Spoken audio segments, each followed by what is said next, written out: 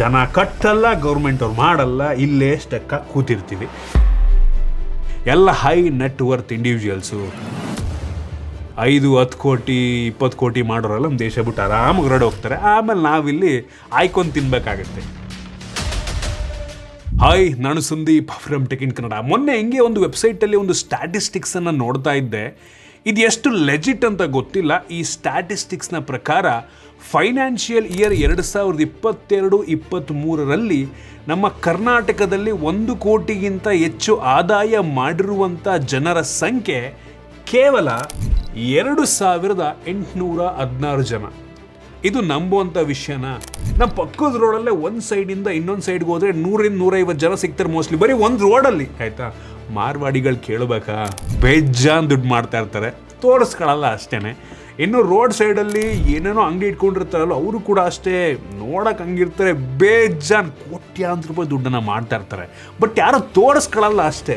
ನಮ್ಮ ಕರ್ನಾಟಕ ರಾಜ್ಯದಲ್ಲಿ ಬರೀ 2816 ಜನ ಅಂದರೆ ನಂಬುವಂಥ ವಿಷಯನ?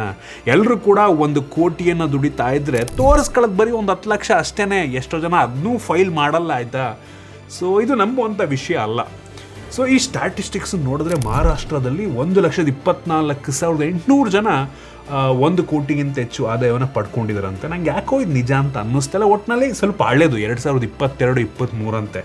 ನಾವು ಲೆಜಿಟ್ ಸೋರ್ಸನ್ನು ನೋಡೋದಕ್ಕೆ ಹೋದರೆ ಏಂಜಲ್ ಒನ್ ಅವ್ರ ವೆಬ್ಸೈಟಲ್ಲಿ ಒಂದು ಸಣ್ಣದಾಗಿ ಲೈನ್ ಹಾಕಿದ್ದಾರೆ.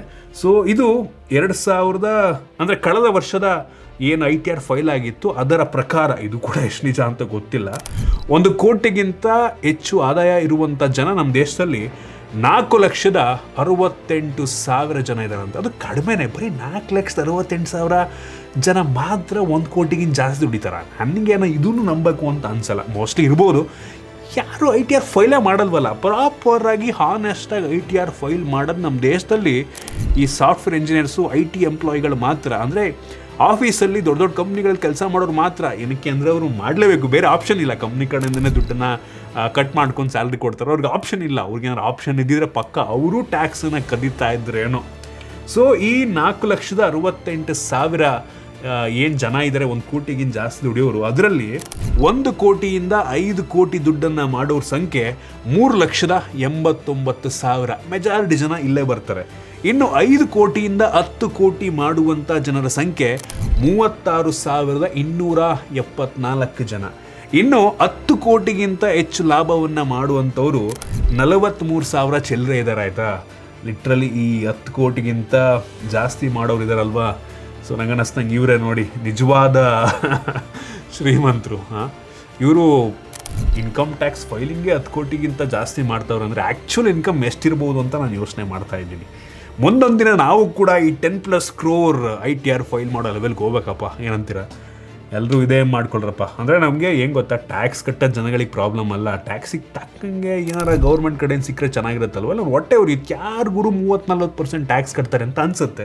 ಏನು ಮಾಡೋಕ್ಕಾಗಲ್ಲ, ಜನರನ್ನು ಕೂಡ ಬ್ಲೇಮ್ ಮಾಡೋದಕ್ಕಾಗಲ್ಲ. ಬಟ್ ಇನ್ನೊಂದೇನಪ್ಪ ಅಂದರೆ, ನಮ್ಮ ದೇಶ ಬೆಳಿಬೇಕು ಅಂತ ಅಂದರೆ ಟ್ಯಾಕ್ಸ್ ಪೇಯರ್ಸ್ಗಳ ಸಂಖ್ಯೆ ಜಾಸ್ತಿ ಆಗಲೇಬೇಕು. ಅಮೆರಿಕಾದಲ್ಲಿ 60-70% ಜನ ಇನ್ಕಮ್ ಟ್ಯಾಕ್ಸನ್ನು ಫೈಲ್ ಮಾಡ್ತಾರೆ. ನಮ್ಮ ದೇಶದಲ್ಲಿ ಏನೊಂದು 7% ಇರ್ಬೋದು. ಸ್ಟ್ಯಾಟಿಸ್ಟಿಕ್ಸನ್ನು ತೋರಿಸ್ತೀನಿ ನಾನು ನಿಮಗೆ. ಈ ಕರೆಂಟ್ ಫೈನಾನ್ಷಿಯಲ್ ಇಯರಲ್ಲಿ ಇಲ್ಲಿಯವರೆಗೆ ಟ್ಯಾಕ್ಸನ್ನು ಫೈಲ್ ಮಾಡಿರುವಂಥ ಜನರ ಸಂಖ್ಯೆ 8,85,00,000 ಜನ. 8,85,00,000 ಜನ ಫೈಲ್ ಮಾಡಿದ್ದಾರೆ. ಅದರಲ್ಲಿ 3/4% ಜನ ಟ್ಯಾಕ್ಸೇ ಕಟ್ಟಲ್ಲ. ಅಂದರೆ 0 ಟ್ಯಾಕ್ಸ್ ಫೈಲಿಂಗ್, ರಿಬೇಟ್ ಆಗುತ್ತೆ, ಇಲ್ಲ ಟ್ಯಾಕ್ಸ್ ಬ್ರಾಕೆಟ್ ಅಂಡರ್ ಬರ್ತಾರೆ. ಟ್ಯಾಕ್ಸ್ 3/4% ಮುಖ್ಯ ಟ್ಯಾಕ್ಸ್ ಕಟ್ಟೋರು ಏನೊಂದು 2 ಕೋಟಿ ಇದ್ದರೆ ನಂಗೆ ಅನ್ನಿಸ್ತಂಗೆ ದೊಡ್ಡ ವಿಷಯ. 2 ಕೋಟಿನೂ ಅಲ್ಲ ನಂಗೆ ಅನ್ನಿಸ್ತಂಗೆ. 2 ಕೋಟಿಯಲ್ಲಿ 1.5 ಕೋಟಿ ಜನ ಮೋಸ್ಟ್ಲಿ ಒಂದು 5,000-10,000 ಟ್ಯಾಕ್ಸನ್ನು ಕಟ್ಬೋದು ನಾಮಕವಸ್ಥೆ. ಉಳಿದ ಕೆಲವು ಜನ, ಉಳಿದ ಒಂದು 20-30 ಲಕ್ಷ 50 ಲಕ್ಷ ಜನ ನಂಗೆ ಅನ್ನಿಸ್ತಂಗೆ ಸ್ವಲ್ಪ ಜಾಸ್ತಿ, 1 ಲಕ್ಷಕ್ಕಿಂತ ಹೆಚ್ಚಿನ ಟ್ಯಾಕ್ಸನ್ನು ಕಟ್ಟಬಹುದೇನೋ, ಆಯಿತಾ. ಸೊ ಇದು ಪ್ರಾಬ್ಲಮ್ ನಮ್ಮ ದೇಶದಲ್ಲಿ. ತುಂಬ ಕಡಿಮೆ ಜನ ಟ್ಯಾಕ್ಸನ್ನು ಕಟ್ತಾರೆ. ಸೊ ಈ ಕಾರಣದಿಂದ ನಮ್ಮ ಗೌರ್ಮೆಂಟವ್ರಿಗೆ ಬೇರೆ ದಾರಿ ಇಲ್ಲ. ಅಯ್ಯೋ, ಈ ಇನ್ಕಮ್ ಟ್ಯಾಕ್ಸಲ್ಲಿ ತುಂಬ ದುಡ್ಡು ಕಲೆಕ್ಟ್ ಆಗ್ತಿರೋದ್ರಿಂದ ಅವ್ರು ಬೇರೆ ಸೋರ್ಸನ್ನು ದುಡ್ಡು ಮಾಡೋಕ್ಕೆ ಉಪಯೋಗಿಸ್ಕೊತಾರೆ. For example GST. ಈ GST ಎಲ್ಲ ಇನ್ಕಮ್ ಟ್ಯಾಕ್ಸ್ ಜಾಸ್ತಿ ಆಯಿತು ಅವ್ರು ಕಡಿಮೆ ಮಾಡಬೇಕು. ಯೂಶ್ವಲಿ ಈ ಅಮೆರಿಕ ನೋಡಿದ್ರೆ ಅಮೆರಿಕಾದಲ್ಲಿ ತುಂಬ ಜಾಸ್ತಿ ಇನ್ಕಮ್ ಟ್ಯಾಕ್ಸ್ ಕಲೆಕ್ಟ್ ಆಗುತ್ತೆ. ಅದರಿಂದ ಅವರ ದೇಶದಲ್ಲಿ ಈ ಸೇಲ್ಸ್ ಟ್ಯಾಕ್ಸ್ ತುಂಬ ಕಡಿಮೆ, 4-5-6% ಅಷ್ಟೇ ಸೇಲ್ಸ್ ಟ್ಯಾಕ್ಸು. ಸೊ ಅಲ್ಲಿ GST ಇಲ್ಲ ಆಯಿತಾ. ಸೇಲ್ಸ್ ಟ್ಯಾಕ್ಸು ಬರೀ ಸ್ಟೇಟ್ ವೈಸ್ ವೇರಿ ಆಗುತ್ತೆ. ಒಂದೊಂದು ಸ್ಟೇಟ್ಗಳಲ್ಲಿ ಸೇಲ್ಸ್ ಟ್ಯಾಕ್ಸೇ ಇರಲ್ಲ. ಒಂದೊಂದು ರಾಜ್ಯಗಳಲ್ಲಿ ಸೇಲ್ಸ್ ಟ್ಯಾಕ್ಸ್ 0 ಇರುತ್ತೆ. ಇನ್ನು ಕೆಲವೊಂದರಲ್ಲಿ 4-5-6% ವೇರಿ ಆಗುತ್ತೆ ಆಯಿತಾ. ಬಟ್ ನಮ್ಮ ದೇಶದಲ್ಲಿ standard 18-28%. So income tax collection ಜಾಸ್ತಿ ಆದಂಗೆ ಮೋಸ್ಟ್ಲಿ ನಮ್ಮ ಸರ್ಕಾರದವರು ಕೂಡ ಈ GSTಯನ್ನು ಕಡಿಮೆ ಮಾಡಬೇಕು. ಬಟ್ ನಮ್ಮ ಸರ್ಕಾರಗಳಿಗೆ ಎಷ್ಟು ಹೊಟ್ಟೆ ತುಂಬಿದ್ರೂ ಕಡಿಮೆನೇ ಅದನ್ನು ಮಾಡ್ತಾರೆ ಅನ್ನುವಂಥ ನಾವು ಗ್ಯಾರಂಟಿ ಇಟ್ಕೊಳಕ್ಕಾಗೋದಿಲ್ಲ. ಒಟ್ಟಿನಲ್ಲಿ ಪರಿಸ್ಥಿತಿ ಹಿಂಗಿದೆ. ಈ ಮೊದಲನೇ ಸ್ಟ್ಯಾಟಿಸ್ಟಿಕ್ಸು ನಮ್ಮ ರಾಜ್ಯದಲ್ಲಿ 2816 ಜನ, ಬರೀ ಇಷ್ಟೇ ಜನ 1 ಕೋಟಿಗಿಂತ ಜಾಸ್ತಿ ದುಡ್ಡು ಮಾಡ್ತಾರೆ ಅಂದರೆ ಯಾವನೂ ನಂಬಲ್ಲ. ಯಾರು ಹೇಳಿಲ್ವಾ? ನಮ್ಮ ಈ ರೋಡಲ್ಲಿ ಸಣ್ಣ ಪುಟ್ಟ ಇವರೇ ಬೇಜಾನ್ ದುಡ್ಡು ಮಾಡ್ತಿರ್ತಾರೆ ಗುರು. ರೋಡಲ್ಲಿ ಅಂಗಡಿ ಇಟ್ಕೊಂಡ್ರೆ ಬೇಜಾನ್ ದುಡ್ಡು ಮಾಡ್ತಿರ್ತಾರೆ. ನೀವು ಎಲ್ಲ ಸದ್ಯಾಗಿ ಟ್ಯಾಕ್ಸ್ ಕಟ್ಟಿದ್ರೆ ನಮ್ಮ ದೇಶ ತುಂಬ ಬೇಗ ಉದ್ಧಾರ ಆಗುತ್ತೆ. ಬಟ್ ಯಾರು ಅದನ್ನು ಮಾಡಲ್ಲ. ಅದನ್ನು ಮಾಡಬೇಕು ಅಂದರೆ ಸರ್ಕಾರದವ್ರು ಏನಾದ್ರು ಒಳ್ಳೆ ಫೆಸಿಲಿಟಿ ಎಲ್ಲ ಕೊಟ್ಟರು ಅಂದರೆ ಜನ ಮಾಡ್ತಾರೆ. ಜನ ಕಟ್ಟಲ್ಲ, ಗೌರ್ಮೆಂಟ್ ಅವ್ರು ಮಾಡಲ್ಲ. ಇಲ್ಲೇ ಸ್ಟೆಕ್ಕಾಗಿ ಕೂತಿರ್ತೀವಿ. ಎಲ್ಲ ಹೈ ನೆಟ್ ವರ್ತ್ ಇಂಡಿವಿಜುವಲ್ಸು 5-10 ಕೋಟಿ 20 ಕೋಟಿ ಮಾಡೋರೆಲ್ಲ ನಮ್ಮ ದೇಶ ಬಿಟ್ಟು ಆರಾಮಾಗಿ ಹೊರಡೆ ಹೋಗ್ತಾರೆ. ಆಮೇಲೆ ನಾವಿಲ್ಲಿ ಆಯ್ಕೊಂಡು ತಿನ್ನಬೇಕಾಗತ್ತೆ. ನಾವಿಷ್ಟೇ ಆಯ್ಕೊಂಡು ತಿನ್ನಬೇಕಾಗತ್ತೆ ಅಷ್ಟೇ. ಏನಾಗುತ್ತೆ ನಮ್ಮ ದೇಶದ ಕತೆ ಗೊತ್ತಿಲ್ಲ. ಸೊ ಇದಿಷ್ಟು ಈ ಒಂದು ಸಣ್ಣ ಇಂಟ್ರೆಸ್ಟಿಂಗ್ ವಿಡಿಯೋ. ಐ ಹೋಪ್ ನಿಮಗೆ ಈ ವಿಡಿಯೋ ಯೂಸ್ಫುಲ್ ಆಗಿದೆ. ಏನೋ ಒಂದು ಯುನೀಕಾಗಿ ಹೊಸ ವಿಷಯ ತಿಳ್ಕೊಂಡಿದ್ದೀರಾ ಅಂತ ಅನ್ಕೋತೀನಿ. ಇಷ್ಟ ಆಗಿದ್ರೆ ಲೈಕ್ ಮಾಡಿ, ಶೇರ್ ಮಾಡಿ. ಇದೇ ರೀತಿ ನಮ್ಮ ಬೇರೆ ವಿಡಿಯೋಗಳಿಗೆ ನಮ್ಮ tech in Kannada YouTube channel subscribe ಮಾಡ್ಕೊಂಡಿಲ್ಲ ಅಂದರೆ ಈಗಲೇ ಸಬ್ಸ್ಕ್ರೈಬ್ ಮಾಡ್ಕೊಳ್ಳಿ ಮತ್ತು ಬೆಲ್ ಐಕನ್ ಕೂಡ ಕ್ಲಿಕ್ ಮಾಡ್ಬೋದು. ಸಿಗೋಣ ಮತ್ತೆ ಮುಂದಿನ ವಿಡಿಯೋದಲ್ಲಿ.